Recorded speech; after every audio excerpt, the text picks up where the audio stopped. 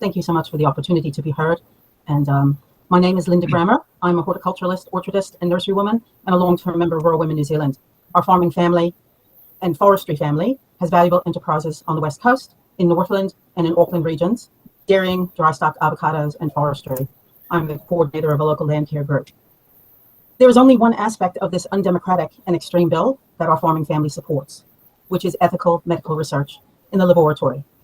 This bill is not in alignment with the Australian regulatory regime. The Ministry for the Environment has clearly opposed some of the Ministry for Business, Innovation and Employment's contentious proposal to exclude ethical considerations. And I can read out that passage if necessary. Even the purpose of the gene technology bill is deeply flawed in our view. We wish to see the adoption of a purpose more similar to the Australian legislation, which states the purpose of this act is to protect the health and safety of people, to protect the environment, to provide for primary production, market access, and trade by identifying risks posed by or as a result of gene technology and by managing those risks through regulation and registration. I've been involved in the formulation of the submission lodged by Horticulture New Zealand, and I wish to note that we have grave concerns about specifically the undemocratic clauses 248 to 253 of the bill, which would essentially strip local councils of their authority and jurisdiction for outdoor GMO experiments and releases. I was formerly farming in Northland for 28 years, and I'm very mindful of the excellent precautionary and prohibitive GMO provisions, policies, and rules in all the council plans, operative plans, from South Auckland to Cape Reinga. Those provisions were put in place in keeping with the wishes of local constituents, including farmers and primary producers. Just wanted to quickly note that we also have grave concerns about claims of alleged safety and precision of gene editing, which is certainly not the case. We also have farming family in Canada and the US. There is robust documentation overseas of unintended, unforeseen, and undesirable adverse impacts of gene editing. For just one quick example, the MIT Technology Review detailing the discovery by the FDA that the genome of the gene-edited hornless cattle contained a stretch of bacterial DNA, including a gene conferring antibiotic resistance.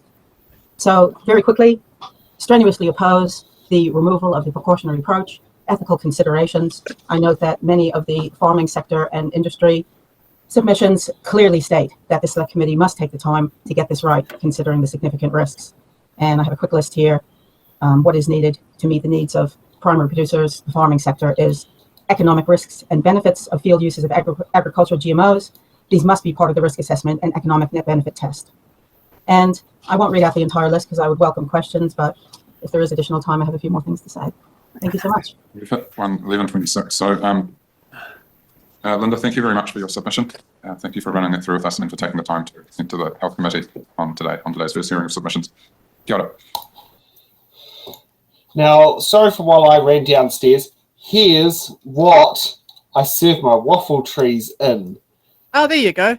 Yep. And that is all wood to be biodegradable, and it meets the packaging requirements to do Newtown Festival.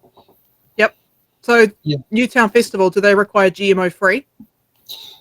No, I don't think they do, actually. No. But they do require compostable packaging for single use.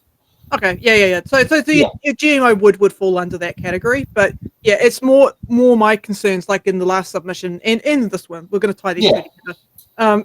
More again, like what Marty brought up before, is economy of scale. You've got all these costs associated with GMO saplings and whatnot, and I just think that we're probably better off as a country to go towards economics of scale when we're talking about native trees, focusing our priority around that. Because it benefits other sectors other than forestry to go down that route. Yeah. Marty. Linda, thank you very much for her submission.